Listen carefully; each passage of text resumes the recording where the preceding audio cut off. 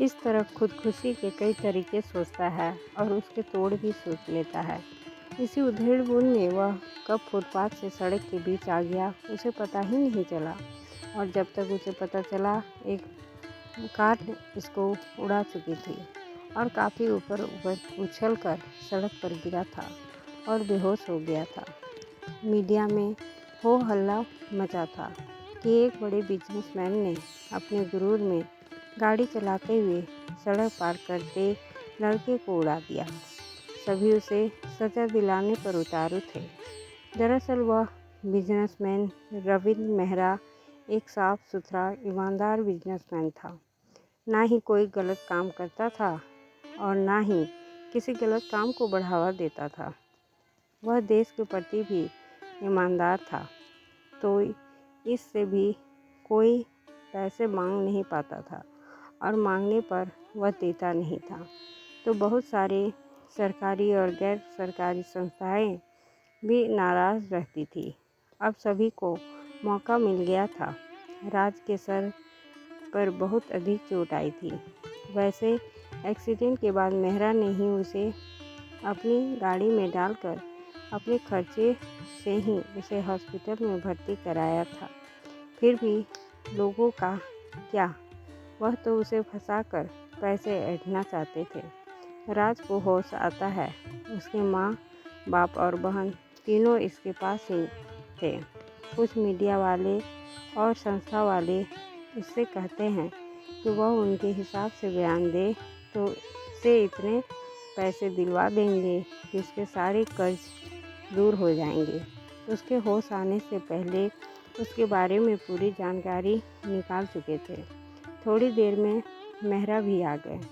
Media वाले उससे पूछना चाहते हैं तो वह बात नहीं करते हैं और संस्था वाले हाय हाय करने लगते हैं और उसे सज़ा दिलाने की बात करते हैं। उन्हें पता था जितना चिल्लाएंगे उतना अधिक पैसा ऐंठा जा सकता था।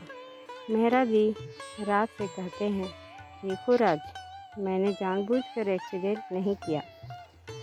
पता नहीं ये सब कैसे हो गया। अब सब तुम्हारे ऊपर है। तुम्हें जो उचित लगे वो करो।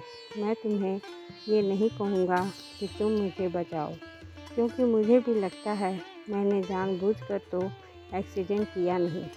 मैं जो भी हर्जाना है देने को तैयार हूँ। तभी पुलिस वाले एक मजिस्ट्रेट के साथ आते हैं। राज कहीं जाने की स्थिति में नहीं था और ना ही अधिक बोलने की स्थिति में था, इसलिए पुलिस उसके बयान को दर्ज करने के लिए मजिस्ट्रेट साहब को साथ लाई थी। मामला हाई प्रोफाइल व्यक्तित्व के साथ जुड़ा था। मजिस्ट्रेट साहब राज से पूछते हैं, राज, क्या तुम बोलने की स्थिति में हो? राज हाँ में सर हिलाता है। मजिस्ट्रेट साहब पूछते हैं, यह एक्सीडेंट कैसे हुआ, तुम्हें कुछ याद है? राज अपने पिता की तरफ देखता है। उसके पिता उसे हमेशा कहते थे, चाहे कितनी भी तकलीफ़ आए, सच का साथ नहीं छोड़ना। वह मजिस्ट्रेट साहब से कहता है, सर मैं अपनी टेंशन में था और सड़क के किनारे ही फुटपाथ पर चल रहा था, पर मैं अपनी झोंक में कब बीच सड़क पर आ गया पता नहीं चला। गाड़ी के ड्राइवर की कोई गलती नहीं है, वह चाहकर भी मुझे बचा नहीं सकता था, क्योंकि मैं ही बीच सड़क पर अचानक चला गया था। मजिस्ट्रेट साहब कहते हैं, सोच लो, तुम्हारे इस बयान से तुम्हें 1 रुपये का भुगतान नहीं मिलेगा, और अगर वह नहीं चाहेंगे तो हॉस्पिटल का खर्च भी तुम पर ही भरने को आएगा। राज कहता है, सर कुछ भी हो, पर मैं झूठ नहीं बोलूँगा।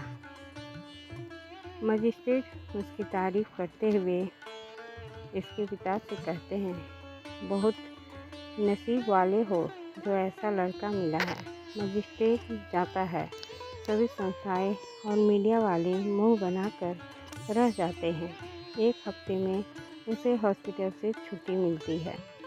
इस बीच एक बार भी मेहरा नहीं आए थे, तो उन्हें डर था कि बिल कहाँ से भरेंगे, पर डॉक्टर उनसे कहता है, आप लोग चिंता मत करिए, आपका बिल पेड है। उसके रिलेटिव कहते भी हैं, इतना अच्छा मौका था, अपने कर्ज उतार लेने पर हरिश्चंद्र की औलाद जो हो, अब भुगतो। फिर से हॉस्पिटल से घर आने तक उनसे मिलने मेहरा नहीं आया था, तो उसके मामा कहते हैं, देखा कमीना एक बार भी नहीं आया। तभी एक कार आकर उसके घर के सामने रुकती है। उसमें से एक सुंदर सी लड़की उतरती है और उसके घर के बारे में पूछती है, तो एक आदमी उसके दरवाजे की ओर इशारा करता है, तो वह राज के घर जाती है। राज को वह कहती है, हेलो राज, मैं मेहरा साहब की बेटी निया हूँ। डैड को अर्जेंट लंदन जाना पड़ा, तो वह आ नहीं पाए, पर उन्होंने तुम्हारे लिए कुछ भेजा है। वह एक लिफाफा देता है, तो बिस्तर पर पड़े पड़े ही राज खोलकर उसके अंदर के पेपर निकालता है, तो पहले एक चेक निकलता है जो उसके पूरे कर्ज के बराबर की रकम थी, पूरे 22 लाख जो उसके पिता को चुकाने थे। और दूसरा लेटर था उसकी ज्वाइनिंग का।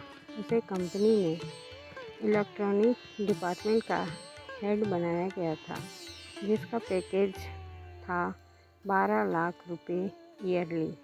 राज की आंखों से आंसू निकलते हैं। उसके पिता घबराकर देखते हैं, तो वह इशारा करता है कि कोई टेंशन नहीं है। वह चेक पिता के हाथ में देता है, तो उनके भी आंखों से आंसू निकलते हैं।